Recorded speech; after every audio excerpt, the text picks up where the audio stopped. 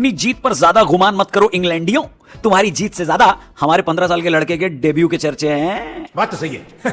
तो दोस्तों, जिसका इंतजार था वो हो चुका है। वैभव सूर्यवंशी ने इंटरनेशनल क्रिकेट में डेब्यू कर लिया है और भारत की तरफ से 15 साल 99 दिन की एज में डेब्यू करके वो अब तक के यंगेस्ट भारतीय खिलाड़ी बन गए हैं।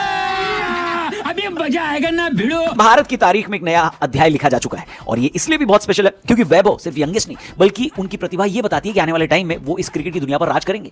उनके इंटरनेशनल क्रिकेट खेलने का इंतजार पूरी दुनिया कर रही थी। पूर्व वर्ल्ड कप विनिंग कप्तान कपिल देव ने तो यहां तक कह दिया था कि इतनी एंटीसिपेशन सचिन तेंदुलकर के टाइम पर लोगों को नहीं थी जितनी वैभव सूर्यवंशी के डेब्यू के लिए देखने को मिली है। जबकि सचिन भी इंटरनेशनल क्रिकेट में आने से पहले अपना नाम वहां पर लेकर आ चुके थे, यानी टॉप पर वो ऑलरेडी थे।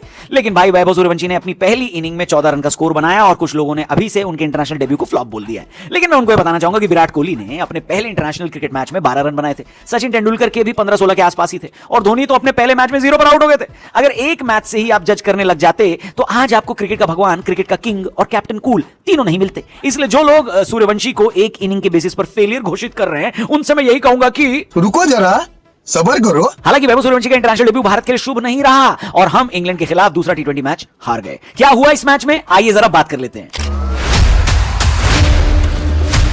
तो दोस्तों, हुआ ये कि कल से ही गौतम गंभीर के खिलाफ सोशल मीडिया पर लोग झंडा लेकर खड़े हो गए और ये नारेबाजी कर रहे थे कि गौतम गंभीर तो वैभव का डेब्यू नहीं होने देना चाहते क्योंकि नेट प्रैक्टिस में वैभव को बल्लेबाजी करने का मौका ही नहीं दिया गया और जब दिया गया तो सिर्फ 15 मिनट में खत्म करवा दिया गया। लेकिन मैच से पहले वैभव सूर्यवंशी प्रैक्टिस करते हुए दिखाई दिए और लोगों को लगने लगा कि आज का दिन कुछ स्पेशल होने वाला है। फिर टॉस होने से बिल्कुल पहले तिलक वर्मा ने वैभव सूर्यवंशी को उनकी इंटरनेशनल डेब्यू की टोपी दी और यह बात क्लियर हो गई कि आज के दिन इतिहास लिखा जाने वाला है। हालांकि बड़ी बात यह थी कि अगर वैभव आ रहे हैं तो जाएगा कौन, और इसका जवाब हमने आपको पहले ही बता दिया था कि अगर किसी की गर्दन सबसे पहले तलवार पर रखी जाएगी तो वो संजू सैमसन ही होंगे। शायद ऐसी खबरें आ रही हैं जहां पर बताया जा रहा है कि संजू इंजर्ड थे, पर आपको तो पता ही है कि किस तरीके से इंजरी बताकर प्लेयर को बाहर किया जाता है। संजू को बोला गया होगा कि क्या आप इंजर्ड हो, संजू ने कहा होगा नहीं मुझे तो कोई इंजरी नहीं है। तो भी टीम मैनेजमेंट ने संजू से कहा होगा, क्या कहा होगा, हेलो तू है, तेरे को पता नहीं है लेकिन तू है। खैर, वैभव सूर्यवंशी की वजह से भारत को एक नई ओपनिंग जोड़ी मिल गई, अभिषेक शर्मा और वैभव, यानी वो जोड़ी जो ब्रॉडकास्ट चाह रहे थे कि भारत के लिए ओपनिंग करे वो ओपनिंग करने उतर गई। पहला ओवर अभिषेक शर्मा ने खेला, 4 रन बनाए। दूसरे ओवर में वैभव की पहली बार बैटिंग आई और बल्लेबाजी आई इंग्लैंड के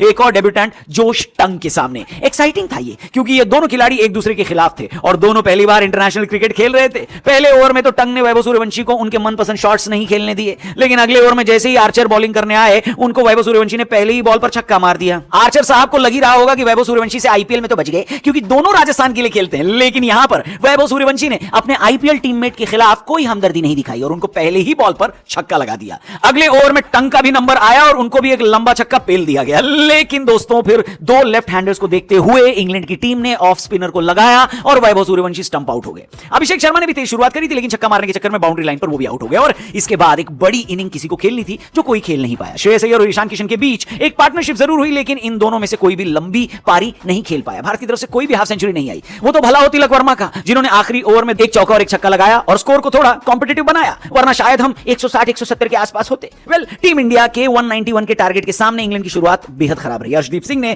पहले ही ओवर में 2 विकेट निपटा दी और ऐसा लगा कि टीम इंडिया यहां किल मोड में आई है, लेकिन यहीं से इंग्लैंड ने अपनी जीत की स्क्रिप्ट लिखनी शुरू कर दी। एक तो मेरे को समझ में नहीं आया कि इंग्लैंड की पिच पर जहां पर स्पिनर्स को इतना असिस्टेंस नहीं मिलता और इंग्लैंड ने खुद वहां पर सिर्फ 5 ओवर स्पिनर के डलवाए, वहां पर हमारी टीम 3-3 स्पिनर्स लेकर क्यों उतरी थी? हैं बोलो टेल। रवि बिश्नोई, अक्षर पटेल और वरुण चक्रवर्ती में से किसी एक को ड्रॉप करके आराम से प्रिंस यादव को खिलाया जा सकता था क्योंकि ये पिच उनको बहुत सूट करती। लेकिन मुझे तो इस फैसले में कोई लॉजिक समझ में नहीं आया। आपको समझ में आया हो तो बताना, क्योंकि रवि बिश्नोई 4 ओवर में 60 रन देकर गए हैं, एक भी विकेट नहीं मिला उनको। यानी एक तरीके से कहा जा सकता है कि अगर इंडिया की तरफ से कल किसी ने हाफ सेंचुरी लगाई तो वो रवि बिश्नोई हैं। लेकिन अफसोस कि उन्होंने गेंद से लगाई, बैट से नहीं। समझे? गजब बेइज्जती है। दूसरी बात यह कि इंग्लैंड के जो 2 लड़के हैं ना, जेकब बेथल और हैरी ब्रूक, ये इंग्लैंड की टीम के लिए बिल्कुल वैसे ही हैं जैसे भारतीय टीम के लिए कभी रोहित शर्मा और विराट कोहली हुआ करते थे। क्योंकि जब शुरू के 2 विकेट जल्दी गिर गए उसके बाद इन 2 प्लेयर्स ने क्या कमाल की पारी खेली है। इंडिया और जीत के बीच में बेथल ही आ गए। इंडिया की तरफ से जो बड़ी पारी कोई नहीं खेल पाया, इंग्लैंड की तरफ से वो बेथल ने खेल दी। रिजल्ट ये निकला, नतीजा ये हुआ कि इंग्लैंड को कोई परेशानी नहीं उठानी पड़ी और बड़े आराम से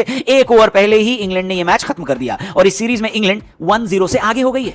अब बात ऐसी है दोस्तों कि पहला मैच बारिश की वजह से धुल गया, दूसरा, इंग्लैंड ने जीत लिया, अब सिर्फ 3 मैच बाकी हैं। इंडिया को अगर सीरीज जीतनी है तो तीनों मैच जीतने पड़ेंगे, वरना आयरलैंड की तरह यहां पर भी हम सीरीज हार सकते हैं। मेरे को तो ऐसा धक धक हो रहा है। कल की हार का जिम्मेदार आप किसको मानते हैं? कौन सा प्लेयर है आपके हिसाब से? कमेंट करके जरूर बताना, और ये भी बताना कि वैभव सूर्यवंशी की इनिंग आपको कैसी लगी और आगे वो किस तरह से परफॉर्म करेंगे। और हां, संजू के बारे में भी जरूर लिखना, क्या लगता है संजू को ड्रॉप करना सही था या सही नहीं था? हम आपके सारे कमेंट्स पढ़ेंगे। Thank you for watching, channel को जरूर सब्सक्राइब करना। जल्दी मिलते हैं, जय हिंद।